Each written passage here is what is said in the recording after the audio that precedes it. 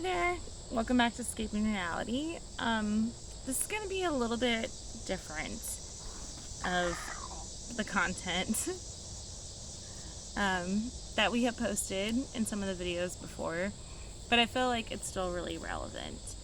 I've been feeling really called to speak about it for a while, so with the encouragement from this awesome group on Facebook called Garden Witches, you should really go there. If you're into homesteading, if you're into plant magic and all that, you should go there. It's a really supportive group. I decided to go ahead and talk about it. This is completely unedited, so I'm sorry if it sounds a little scripted. I actually have some notes right here that I really wanted to bring up just because of my own personal journey in spirituality and how the garden has affected that. I feel like it was necessary, and I don't want to come off with like the wrong message or being too one side, like too polarized. So I did take some notes in order to hopefully just bring up some magic in your life and encourage you to get out into your yard and enjoy Mother Nature. So in order to bring this up, I think I should talk about a little bit of my past. I grew up super religious. I was in the church a lot. I was in Job's Daughters, which is part of the Masonic family, and I loved it. I had so many beautifully intense experiences and all of these different congregations that I was in, and just the way I grew up, I was always really sensitive to energy, and I had some moments in church that I wouldn't really know how to describe except magic. But as I got older, in my early teens, I started to really become dissatisfied with organized religion. And I ended up moving away from it for a lot of reasons. Maybe that'll be another video. But I always still kept the spirituality that I had in my heart, and like the closeness, like the divinely connectedness that we have to others and to Source. That was always in my heart. I didn't want to go to Baptist church or to Job's Daughters anymore. Fast forward, when COVID hit, I was working for the second largest JW Marriott in the U.S. as the food and beverage purchasing admin. I loved it, especially at that time. Our family was going through a really intense period of grief from the loss of a loved one. And so losing my job on top of it was intense. I was really, really struggling with just like feelings of frustration, feeling like, oh my gosh, what am I going to do now? Like, this was my job, and I really needed it at the time. The way our family situation was, I really needed that job, and it felt horrible to lose it, because I worked for a hotel, and it was a convention hotel. We lost millions of dollars in one weekend. It went from one weekend kind of going into lockdown. It was a Friday. By Sunday, I was told that my position was no longer available. And I was on furlough for a while, which did help. But in my mind, I went into like that panic, like, oh my gosh, I gotta do something. Like, this is all of our money. And so I started to grow food. Something in my mind was like, grow some food. Like, if that's all you can do right now, it'll help with your grocery bills. And the more I found myself immersed in the garden, like, I had a lot of quiet time. I had a lot of time to just sit with my thoughts and get my hands in the dirt, to like watch the cycle of life. It gave me a lot of pause and kind of brought me back to my spirituality, to watch that every day outside of our human mind there is so much growth and there is so much decay, And it's all so important for the cycle to go on for generations.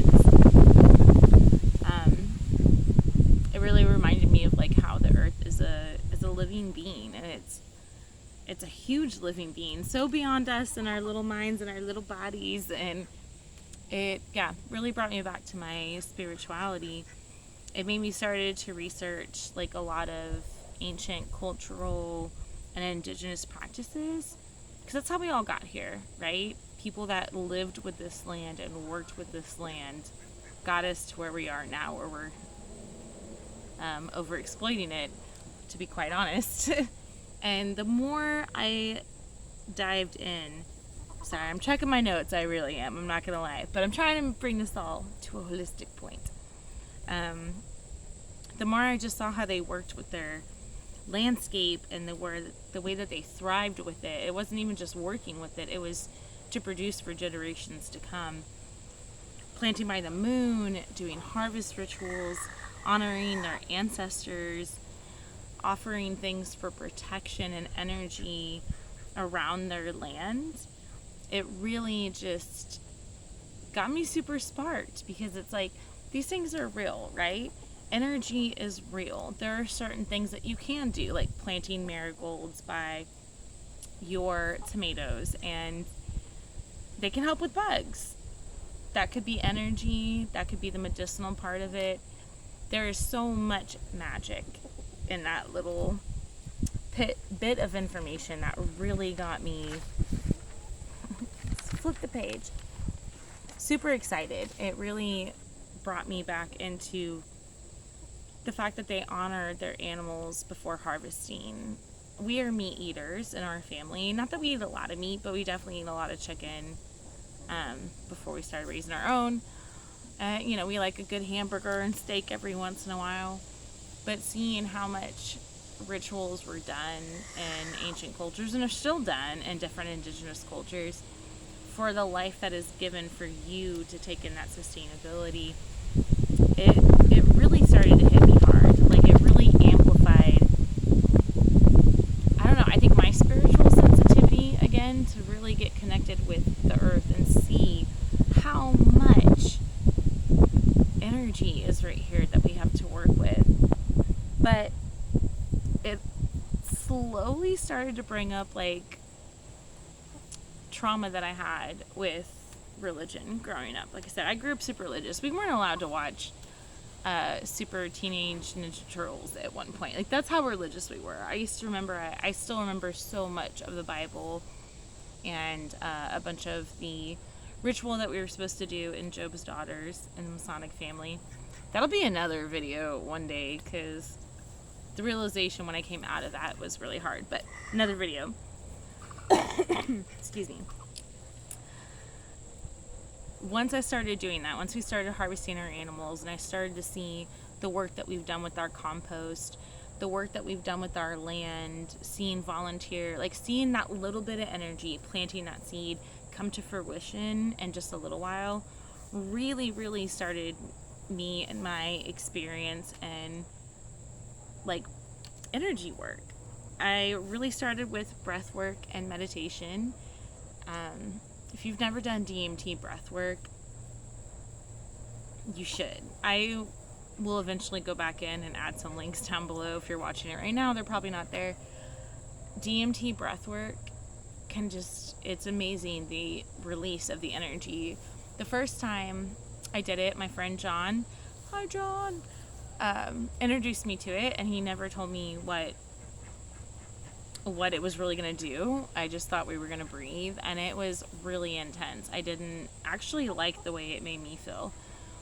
The second time we did it, I did it with my friend John and my husband, and we all did it in the living room, and we all had wild different reactions. I laughed insanely, like literally could not stop laughing, and I wasn't thinking about anything. It was just my breath, but I just felt this kind of bubbly energy that I couldn't contain. A few times later when I did it, again, I wasn't thinking about anything, and I started crying so hard. Like, it it just came out of my body, and I just felt like such this ache in all my body, and I just needed to cry while we were doing the breath work. Through that, it slowly led me into, after the crying, the fact that we hold emotions like super in our bodies and we don't even realize. And so I looked up a rage ritual. I was like, well, obviously my body is really feeling this right now, and there's something in here that I need to let go of. That that rage ritual was the most intense thing I've ever done. Me and my husband did it together, and I cannot tell you the amount of release. After we did that, we did some meditation, we did some cold therapy, Wim Hof method for the win, and how energized my body felt after that was indescribable. That led me into some shadow work. All these, again, are, kind of indigenous, ancient practices that, people were considered witches or medicine men and women. These were people that were just anciently full of this knowledge, and I do believe that it has been lost in translation. So between shadow work and spell work, which to me is just energy and manifesting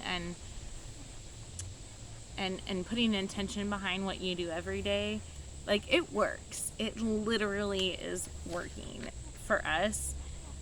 We've done so much work in our family that I see the real results.